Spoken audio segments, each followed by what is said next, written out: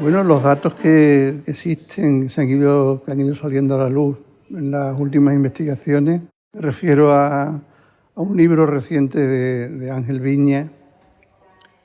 En realidad, la campaña, el intento y el pensamiento de acabar con la Segunda República, con datos, empieza el mismo 14 de abril, que ya hay una reunión esa tarde en la cual se juntan una serie de grupos, sobre todo relacionados con la monarquía anterior, ¿no?, donde se planean cómo acabar con aquello, ¿no?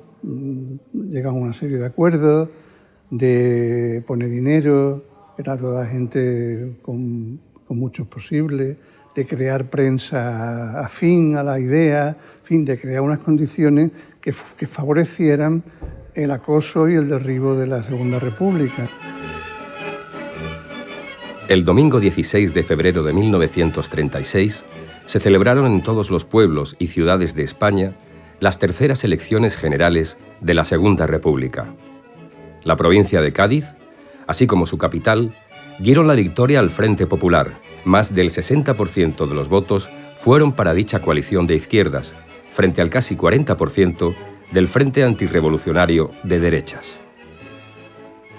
La prensa de Cádiz describía así la manifestación popular que siguió a dicha victoria electoral, a la vez que a la reposición en su cargo del alcalde Manuel de la Pinta y sus concejales.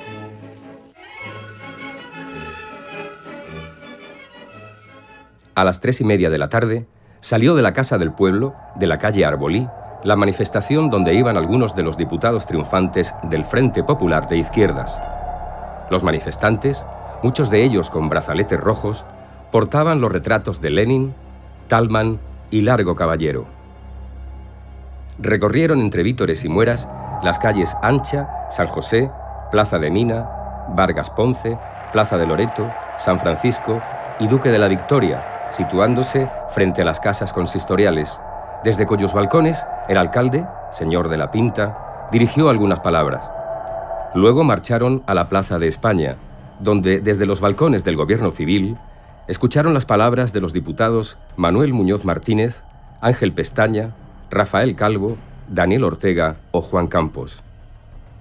La manifestación se retiró y continuaron algún tiempo más recorriendo las calles y repitiendo vivas y mueras. No se registró el menor incidente. En aquellos días se celebraban las fechas del famoso carnaval de la ciudad. Una vez más, el pueblo hacía suyas las calles y plazas. Antonio Girón escribió el siguiente pasodoble para su chirigota Los vendedores de agua de cántaro del siglo XIX.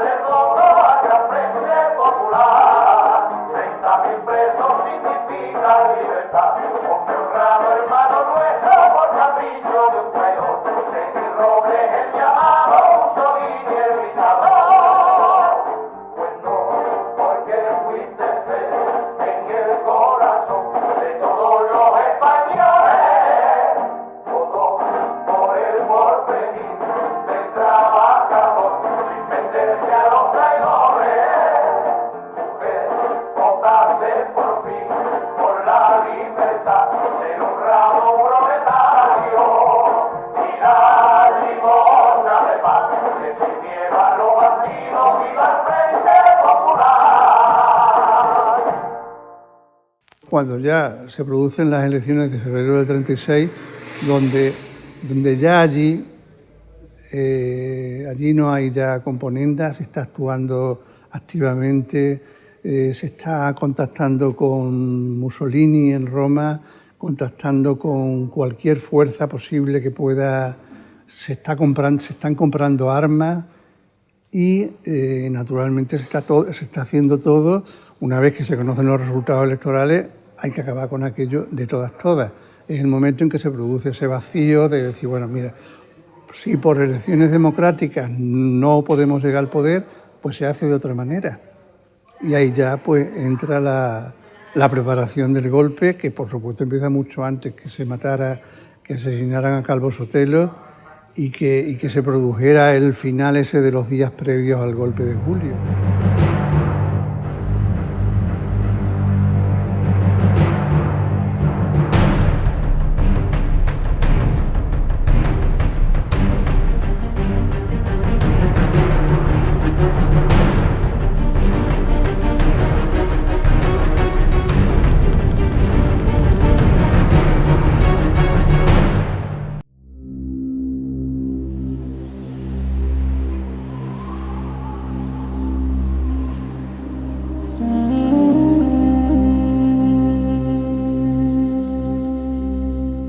El día 17 de julio, la Corporación Municipal Gaditana celebró un pleno ordinario.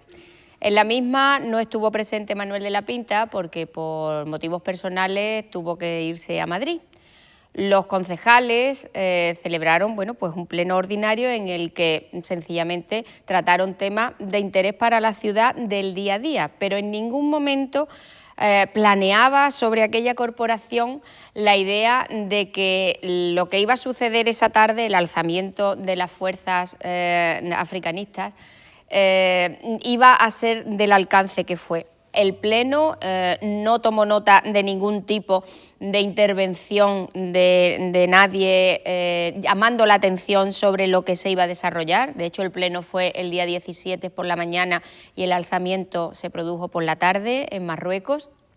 Al día siguiente, incluso el Diario de Cádiz salió a toda plana con temas del día a día de lo que habían tratado la corporación, pero no se hizo eco del alzamiento de las fuerzas en África. Y todo parecía discurrir por la normalidad, pero ya se preveía, ya en el aire se estaba espesando el golpe que trajo pues, la guerra y todo lo demás.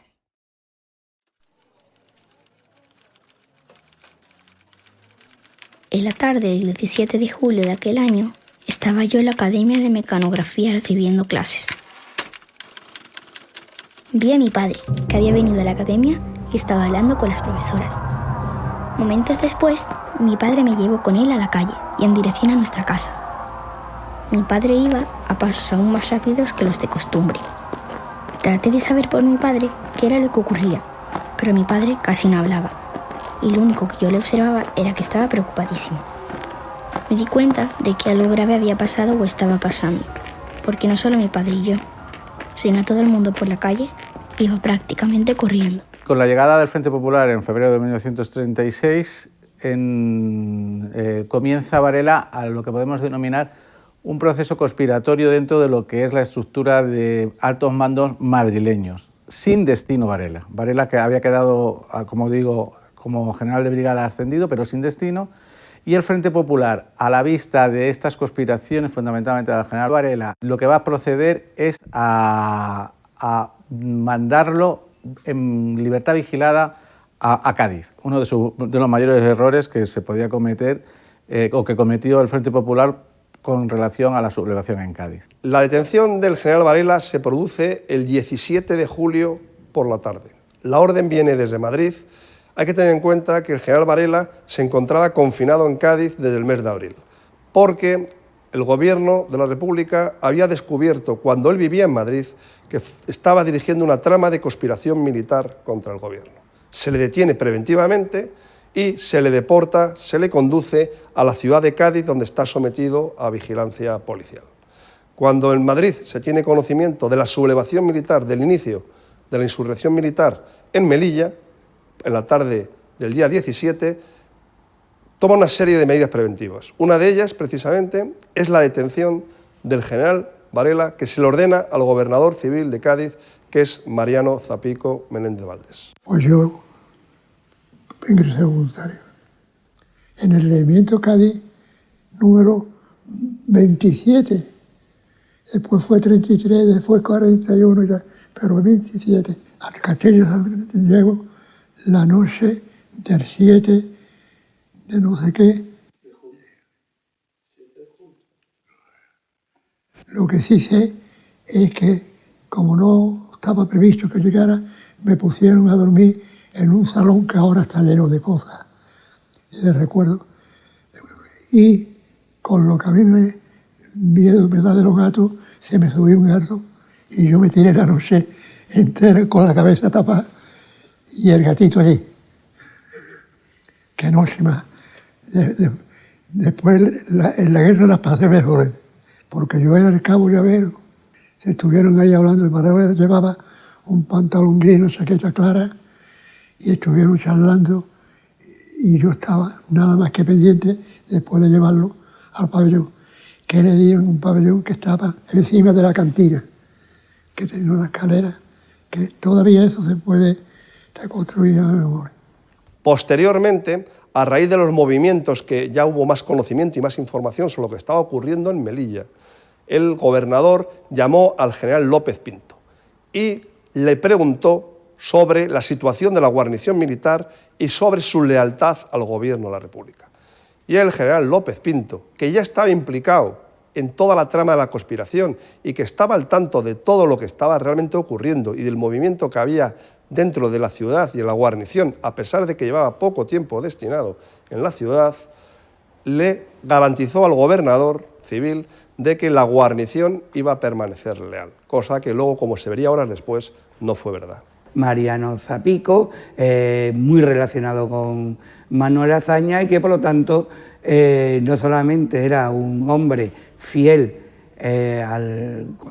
y consecuente con el gobierno republicano, sino que además pues conocían bien a sus compañeros. La misma noche del 17 de julio, cuando el golpe de Estado ya ha estallado en África, en el protectorado, Mariano Zapico no solamente durante esa madrugada establece contacto con compañeros en Larache, sino que además va a convocar una reunión en las propias dependencias del gobierno civil, donde acuden los principales dirigentes políticos y sindicales de la ciudad y donde de alguna manera se va a establecer el plan que va a estar en marcha, en sus líneas generales, se va a poner en marcha una vez que el golpe de Estado estalla en Cádiz.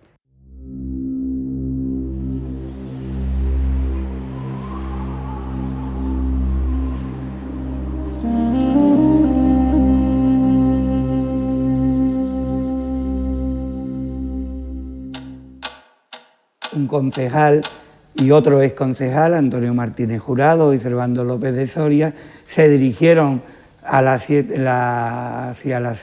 de mañana del 18 de julio a la estación de Radio Cádiz y siguiendo las órdenes de Zapico, cuando tienen conocimiento del golpe, de que ha estallado el golpe, se van a dirigir a la población anunciando que ha habido el golpe, anunciando que se vaya a la huelga y a la defensa de la República. Acabo de proclamar el estado de guerra en Sevilla. Le llamo a usted para notificárselo y para ordenarle que haga lo mismo en Cádiz. ¿Y general?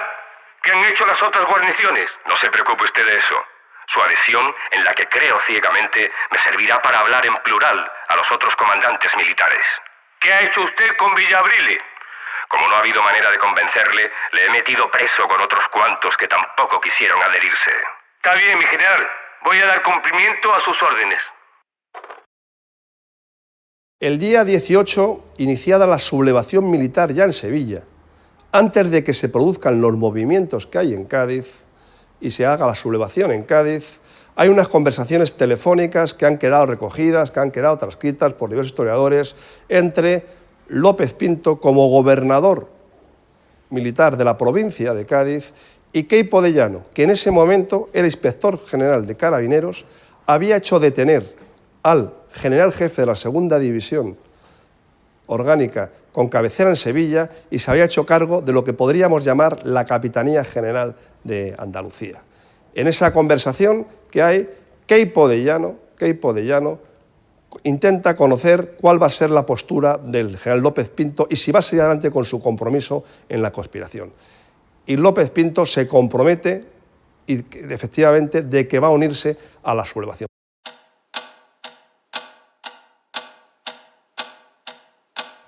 El sábado 18 A las 2 de la tarde, el general Varela es liberado por orden de López Pinto, que en aquel momento era el gobernador militar de la plaza de Cádiz. El general Varela estaba encarcelado en el castillo de Santa Catalina por orden de Casares Quiroga, porque bueno, pues había participado, estaba directamente relacionado con el alzamiento, con la preparación del golpe y demás. Entonces, como digo, López Pinto ordena su excarcelación y juntos inician pues, el alzamiento en la ciudad. Va un militar que no me acuerdo cómo se llamaba, pero me he acordado mucho. En un valilla, ¿sabéis lo que era un valilla? Bueno, un valilla, aparte de ser los niños de la falange, era un cochecito muy chico. Y lo esperó sin entrar porque ahí no había nada. El Hotel Atlántico estaba más retrasado y lo esperó allí, y desde ahí salió Varela y fue a la comandancia militar, que es lo que se llamaba entonces el gobierno militar. Una vez finalizada la reunión que hay en el gobierno militar, donde están presididas por los generales López Pinto y el general Varela, se dicta la orden a los 2 coroneles que hay de regimientos en la ciudad de Cádiz. El de artillería, de costa número 1, que está en la zona del Paseo de la Alameda, y al regimiento número 33 de infantería, que tiene sus 2 batallones en las murallas de Puerta de Tierra.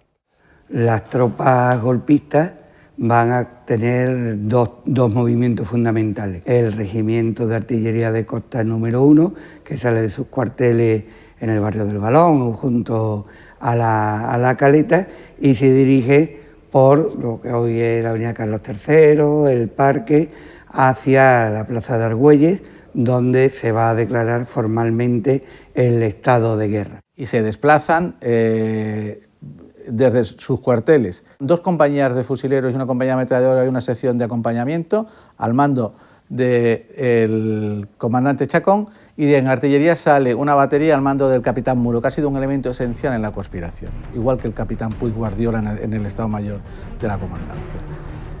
Se colocan fundamentalmente alrededor de los edificios, calle Canalejas y Isaac Peral fundamentalmente para el control de la Diputación, y ahí esperan. Vieron que no convenía dejar la posibilidad de que la gente accediese al centro, por ejemplo.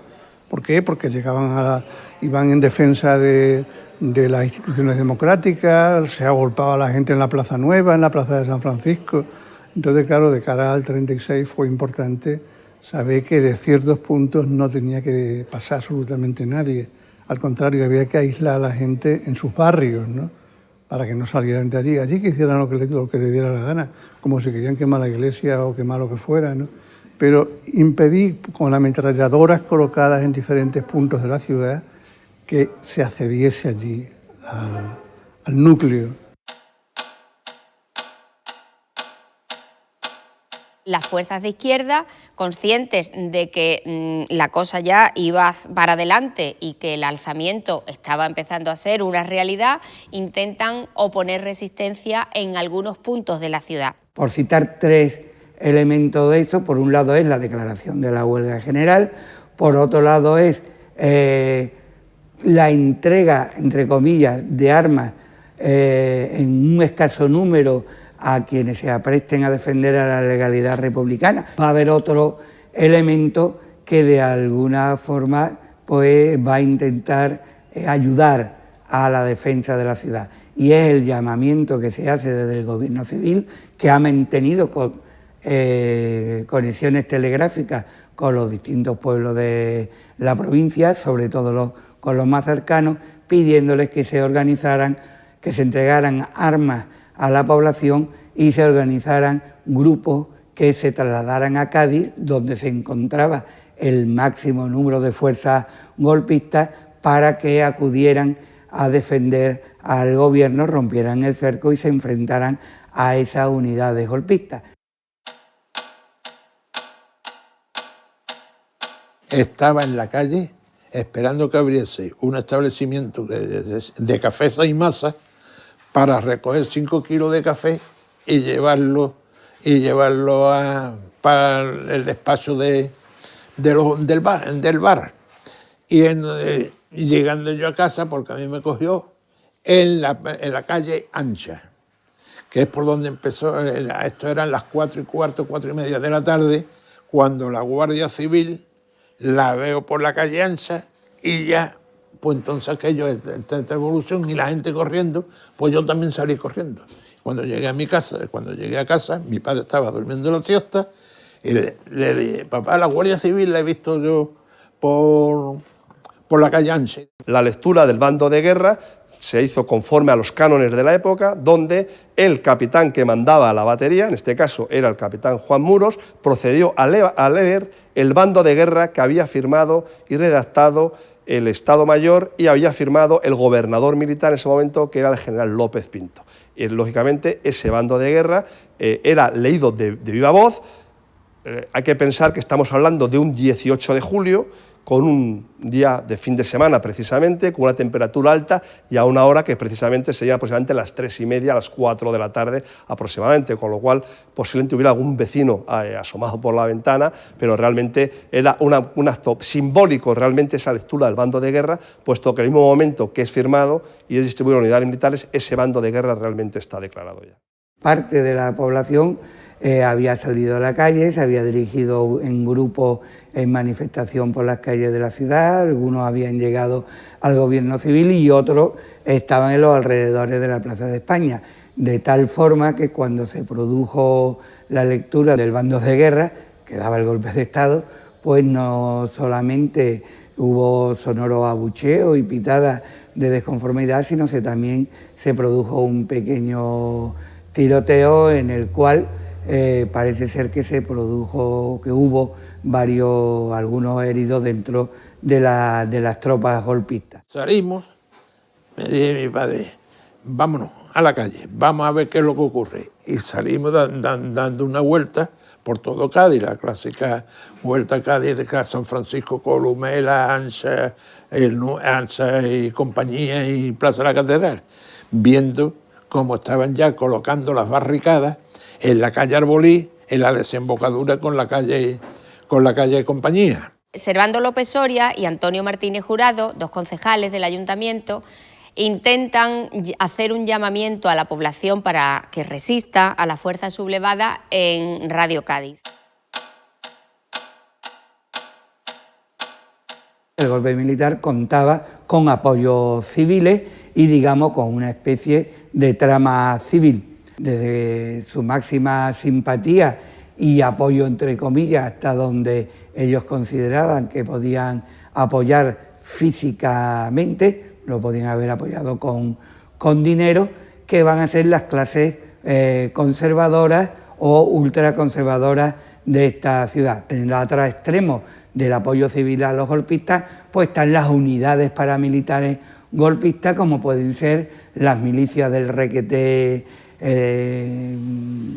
carlistas o los grupos de choque de las milicias de Falange española. Las fuerzas de Falange también comienzan a organizarse. El José de Mora, el marqués de Tamarón, el que organizó las milicias de Falange en la provincia, cuenta en sus memorias que desde que toman conocimiento del alzamiento y de que Varela y López Pinto lo dirigen, él, junto con 20 falangistas más de la ciudad, se dirigen al casino gaditano. Ese grupo, digamos, de falangistas que van a ser, en definitiva, quienes van a salir más como grupo de acción de apoyo a los militares, pues van a concentrarse en este edificio del casino, que no es que fuera asaltado y tomado por la unidad de falangistas, sino que era un local, un lugar donde ellos pensaban y sabían que contaban con una cierta complicidad. No conocemos hasta qué punto, porque es un tema que no está estudiado, pero que ciertamente les sirve de lugar de encuentro. Ellos van hacia la plaza de Argüelles para dar el encuentro al general Varela y a López Pinto. Por el camino él mismo cuenta que 17 falangistas más se le unen. Esta sería la primera unidad de falange que se crea en la ciudad. Van ya vestidos con sus camisas azules, con sus brazaletes rojos y negros, y una vez que encuentran al general Varela, este ordena que les entreguen fusiles para iniciar la toma de la ciudad.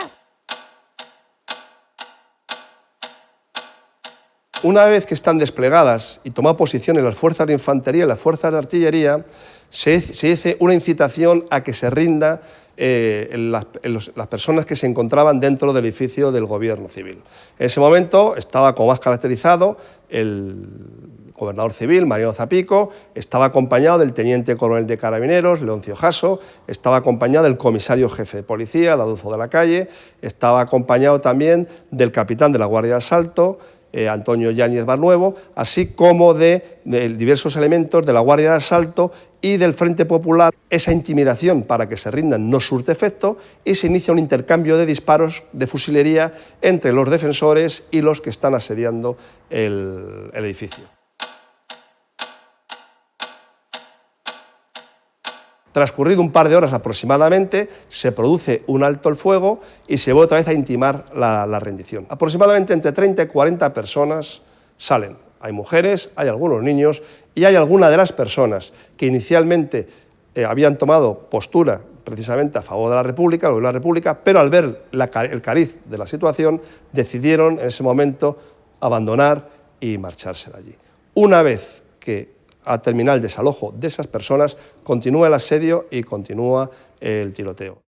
En el ayuntamiento, al igual que en el gobierno civil, otro de los poderes civiles de la ciudad, a partir del golpe de Estado y sobre todo tras la tregua que se declara en el gobierno civil, se van a concentrar los representantes de los ciudadanos de Cádiz, es decir, los concejales, incluyendo el alcalde accidental, Rafael Madrid González, y más un nuevo jefe de la Policía Municipal, Manuel Dueñas, que va a ser nombrado en esa hora para que se haga cargo de la Guardia Urbana, de la Policía Municipal, más una serie de civiles, de ciudadanos, bien representantes de partidos políticos, de sindicatos o bien de ciudadanos que han acudido a la llamada y se reúnen a la llamada de defensa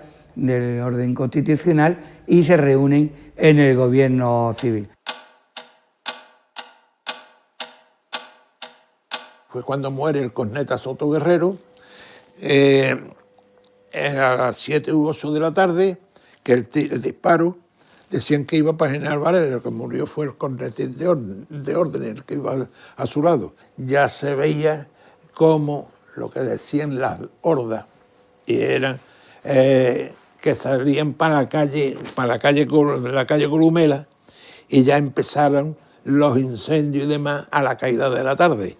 Los incendios que desapareció incluso una calle, que fue la que se convirtió después en lo que hoy es las plazas del Palillero. Los incendios que duraron hasta las 4 de la mañana. A la caída de la tarde, a partir de las 7 de la tarde, pues van a salir a las calles en compañía de unidades del Ejército y de este grupo de falangistas para intentar controlar lo que es el centro de la ciudad, donde, como sabemos, pues ya se están produciendo esos asaltos e incendios de edificios. La defensa de la ciudad no solamente se produjo de una forma institucional en los edificios con la declaración de la huelga general y la ocupación de las calles, sino también con el levantamiento de barricadas. Se van a levantar en los lugares cercanos a los centros obreros más inmediatos, muy conocida, en la que se levanta en la esquina de Arbolí, con la calle Perín y Obispo Urquinaona, donde además va a ser uno de los sitios donde se produce uno de los asaltos a los establecimientos, que los más tempranos tienen una finalidad, no como se le ha dado de saqueo, sino una finalidad de abastecimiento a las personas que están detrás de las barricadas o en los centros oficiales rodeados por las tropas, puesto que en aquel momento no se sabe cuánto tiempo va a durar ese sitio y esa situación. Mi abuelo fue José Bonat Ortega, fue carpintero, tallista y desde muy joven afiliado a la CNT. Él era anarcosindicalista, ¿no? Y él, el trabajo que tenía era en una carpintería de ebanistería que había en la calle Cánova del Castillo, número 40, que era de Pepe Vera. Y un compañero suyo, que también era carpintero ebanista, que era Vicente Ballester. Entonces ahí, digamos, pues nació, digamos, lógicamente su simpatía, digamos, o su idea de defender, digamos, los ideales anarquistas, ¿no?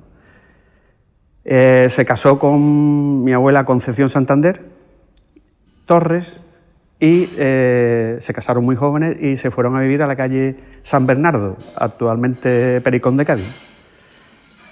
Viñero y un hombre muy amable, tenía por lo visto unas dotes de oratoria no como los políticos de ahora. Incluso se dice que en la tarde del 18 de julio, cuando comienza la huelga general, la orden de defensa, son las noticias de que se están produciendo los primeros asesinatos, las primeras muertes por intervención, o bien de algún derechista, como en el caso de José Bonat, o bien por la intervención de las unidades del Ejército y de la Guardia Civil, que van a intentar controlar lo que está ocurriendo en las calles, lo que termina, digamos, convirtiendo lo que es una huelga general, un intento de romper el cerco, en asalto a los comercios con el posterior, en algunos casos, incendio y saqueo. Mi abuelo, el 18 de julio, hay ya, digamos, rumores en Cádiz de que hay un alzamiento nacional, no sé qué, y entonces mi tía estaba en la guardería, en una guardería que estaba, por lo visto, cerca del Hotel Playa. Mi abuelo va a recoger a la guardería a su hija, la deja en la calle San Bernardo y le dice a mi abuela: ahora vengo. Ahora vengo, porque iba a una reunión que se había, digamos, convocado, lógicamente, entre el grupo, digamos, suyo, alrededor, digamos, del palillero. Pero no llegó al palillero. En el momento de que iba por la calle Libertad, justamente delante de los puestos de los churros, que había allí un café, ahora mismo no me acuerdo el nombre, un tiro, digamos, por detrás, digamos, lo mata. Personalmente, Varela llama a Mariano Zapico, al gobernador civil, le advierte de que si no cede y si no termina con esa resistencia, cañoneará el edificio. Zapico vuelve a negarse. Mientras tanto, Zapico intenta desesperadamente obtener ayuda por parte del Gobierno de la República. Durante toda la noche que dura el asedio, intenta que desde Madrid le manden aviones que bombardeen a las fuerzas sublevadas, y ahí se demuestra de nuevo la miopía del Gobierno. Nos encontrábamos sitiados desde las 4:30, en medio de un fuego de fusilería, pistolas y ametralladoras. Horroroso.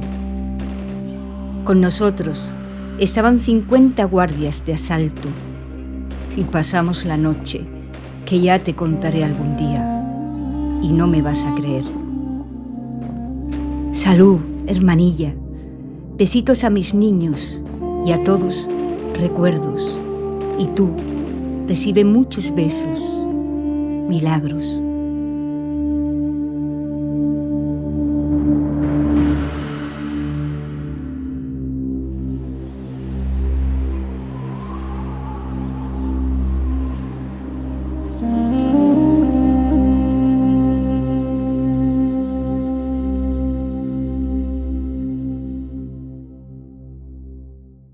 Los vigías apostados en las azoteas de este edificio advierten de que llega el vapor, el Churruca, con las fuerzas sublevadas de África, las cuales desembarcan en el puerto. Con la llegada del destructor Churruca y una motonave que viene desde el puerto de Ceuta transportando tropas de fuerzas regulares indígenas, deciden en ese momento la rendición del edificio, el gobernador civil. Milagro Rendón Martel, que era mi tía, pues pertenecía al Partido Comunista, era del Socorro Rojo, y ella, pues como estaba con mi abuelo, siempre pegada a él, cuando saltó el movimiento, pues ella lo primero que hizo mi padre, y se vino corriendo a donde él había dicho que venía, que era aquí al gobierno civil entonces, pero no estaba aquí, él estaba en el ayuntamiento, entonces ella vino a buscarlo aquí, y aquí la cogieron a ella, y ya como ella era activista y era del Partido Comunista, pues ya se la llevaron presa, y al poco tiempo, duró poco, en la cárcel de Cádiz,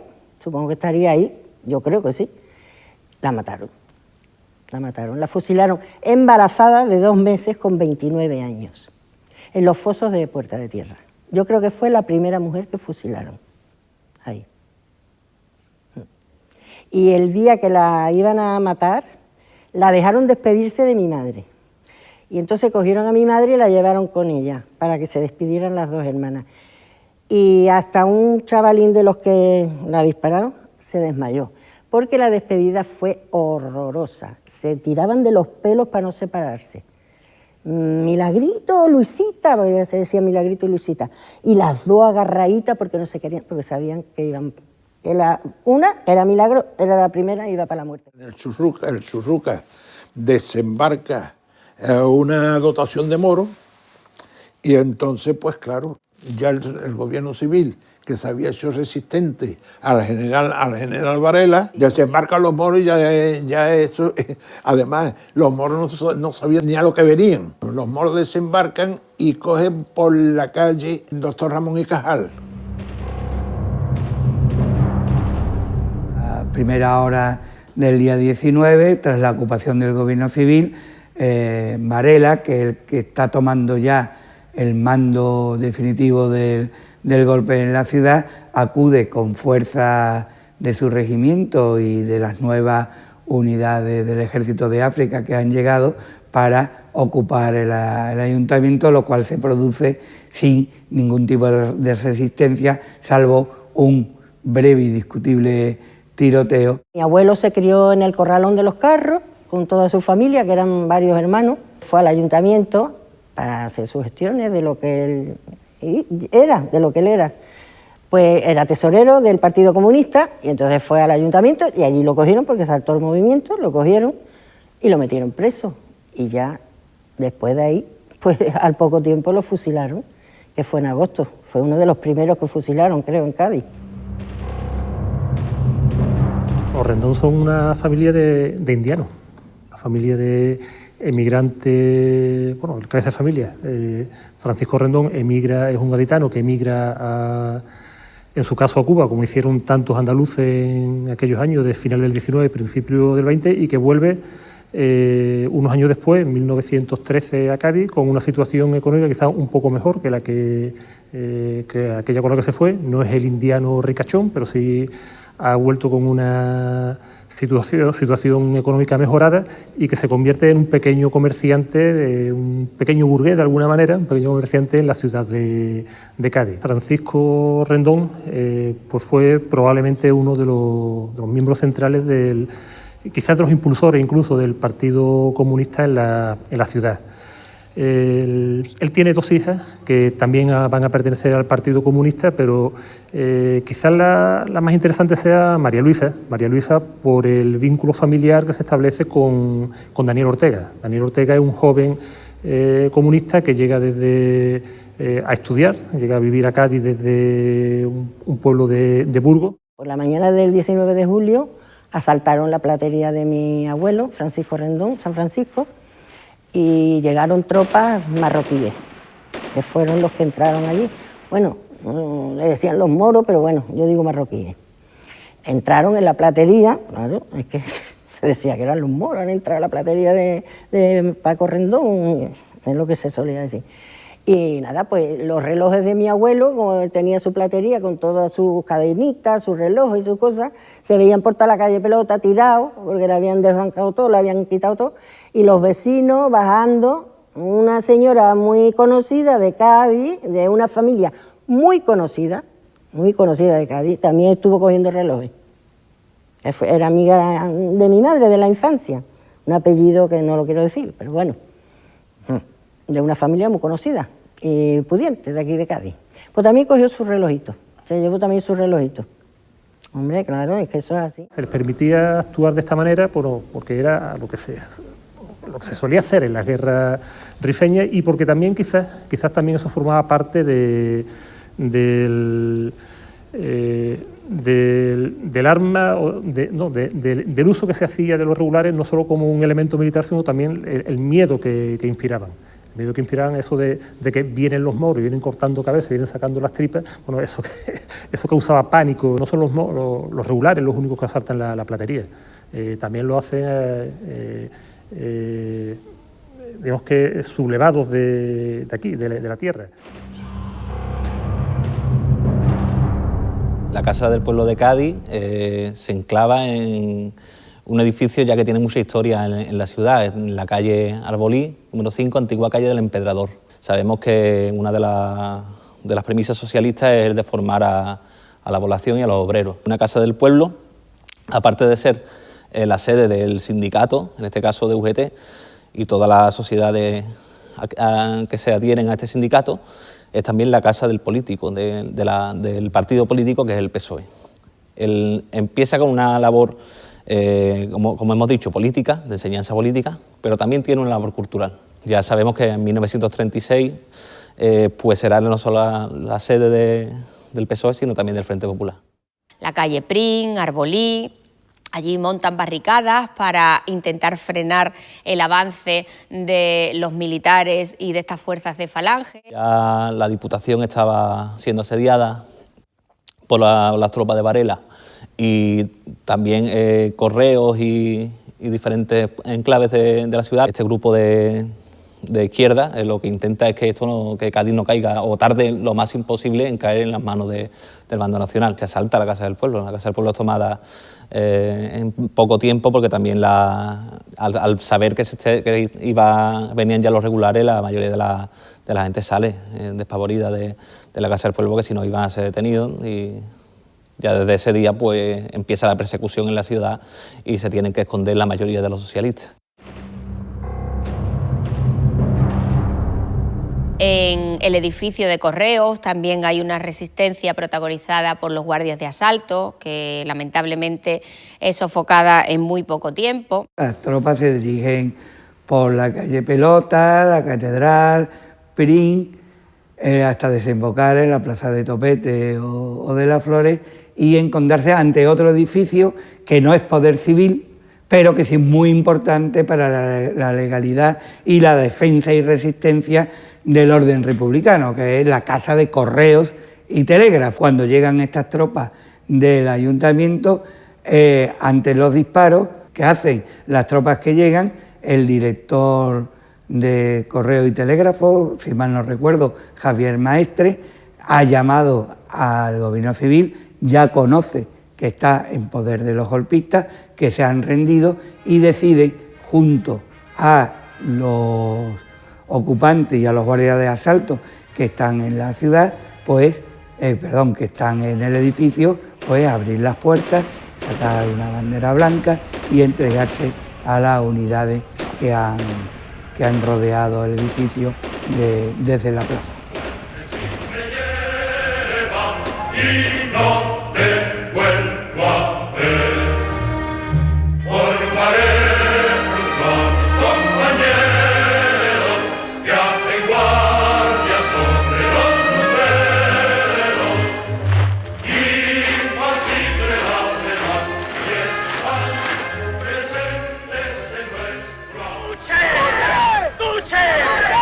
¡Viva Italia! ¡Viva el rey emperador! ¡Viva Mussolini! ¡Franco! Mi padre, por lo visto, cometió el error, que entonces era uno de los que sabía leer y escribir. Fue oficial de primera montador. En la aeronáutica lo hicieron vocal o secretario, algo de eso, de la CNT. Se chivaron de eso y fueron a por él. Salió detenido para el puerto. Nunca pude saber dónde estuvo enterrado. Ahora bien, lo que sí sé es que lo fusilaron detrás del hospicio. Yo soy nieto de José de Barraza y Muñoz de Bustillo, que bueno, es un gaditano muy vinculado al ámbito político a principios del siglo pasado. Pertenece a la Unión Republicana, al Partido de la Unión Republicana. Llega un momento determinado que es nombrado concejal en sustitución en el Ayuntamiento de Cádiz, justo antes del alzamiento, en el 36. Estuvo solamente unos meses en el cargo porque bueno, se produjo este hecho y fue detenido 2 o 3 días después del alzamiento en su vivienda en la Plaza de Candelaria, antigua Plaza de Castelar. Vino un grupo de la Falange para hacer mirar si para hacer una inspección en la casa y encuentran 2 armas de fuego, una reglamentaria suya propia porque era militar y otra de su padre que había sido vicealmirante. Entonces lo detienen justificando la detención, o sea, justifica la detención diciendo que es porque ha encontrado estas 2 armas de fuego en casa, ¿no? Él, como ejerce también de juez durante un periodo, pues reclama a Sevilla, a la audiencia de Sevilla, creo, que se le haga un juicio. Él quiere que se le enjuicie porque él no tiene ningún tipo de delito de sangre. Es una persona, aparte, que yo creo que ha actuado siempre de buena fe con su entorno, ayuda a gente desfavorecida en su condición de abogado. Y a pesar de todo, bueno, pues lo hacen prisionero, lo retienen en el castillo de Santa Catalina durante 1 mes y medio aproximadamente, hasta que un 29 de agosto, lo conducen por el Campo del Sur, bueno, por toda la parte de la Caleta, Campo del Sur, hasta las Puertas de Tierra, en la bóveda de Santa Elena, que había un cuartel allí, y lo fusilan en el foso de las Puertas de Tierra, junto con otra gente que también estaba vinculada políticamente, ¿no?, a la República. Yo soy Miguel Ángel Iglesias, yo soy nieto de Florentino Itabén. Él era panadero, pertenecía al Partido Comunista y fue concejal en el Ayuntamiento de Cádiz por el Frente Popular. Él fue uno de los que defendieron el Ayuntamiento de Cádiz durante el alzamiento del 36. Cuando la situación pues, se complica en el Ayuntamiento, varias personas, y entre ellas mi abuelo, pues decidió abandonar el Ayuntamiento y esconderse. Él se esconde con Ponce de León en su casa y son delatados, no se sabe por quién, y son delatados y son capturados allí en casa de los Ponce de León, escondidos en una alacena. Son fusilados en la Puerta de la Caleta. Fue enterrado malamente en el cementerio, en una fosa. Tuvo varios hijos. Entre ellos estaba mi padre, que mi padre fue un hijo que tuvo fuera de su matrimonio, pero aparte de mi padre, pues él tuvo otros hijos que les puso ciertos nombres un poco atípicos a la época, ¿no?, como Asturias, Lenin, Stalin. Y bueno, cuenta la leyenda de que cuando se murió, creo que era Vicente, pues le hizo un entierro laico, que fue pues detrás del cuerpo, detrás del cuerpo pues iba una banda pues tocando música para llevarlo al cementerio. Era lo que se decía como un entierro laico, ¿no?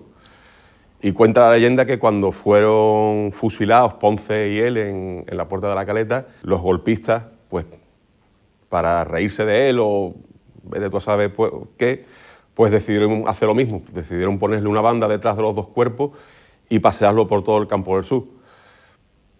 Dicen que es una leyenda, no lo sé. Pero bueno, ahí queda. El día 21 de septiembre, a las 10 de la noche, llegaron a casa 2 falangistas. Sacó la pistola, el pulsero, y se lió pum, pum, pum a disparar. Yo que estaba durmiendo, me levanté. ¿Aquí qué pasa?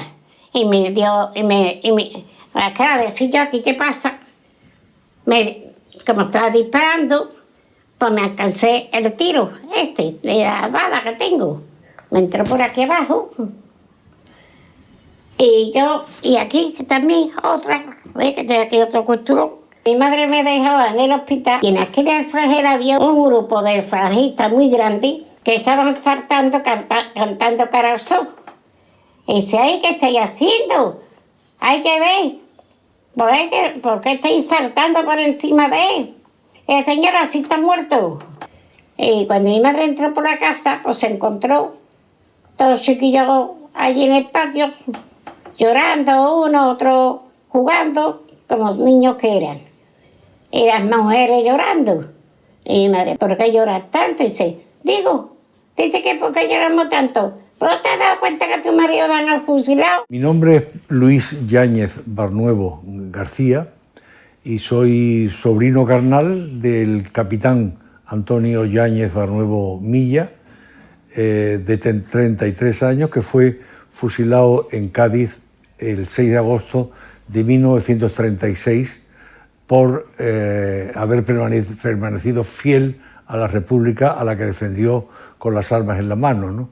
Y los rebeldes fascistas, mandados por el general Queipo de Llano, ordenaron su juicio y el de otros compañeros y su ejecución. Los oficiales, porque son la mayoría militares que se rinden, primero se les promete perdonarle la vida, echarlos de la carrera militar, pero perdonarle la vida y no procesar a los civiles que estaban en el gobierno civil. En realidad ninguna de las dos cosas se cumple, porque, como he dicho, los 5 de mayor mando que estaban en el gobierno civil, unos días después son fusilados de manera fulminante en el castillo de San Sebastián. Parece ser que el pelotón de fusilamiento lo manda el teniente Carlos Díaz, ¿no? Y bueno, ahí termina lo principal de la historia, en el sentido de que a partir del 19 los rebeldes ocupan todo Cádiz y se hacen dueños de la situación y poco a poco también de la provincia, ¿no?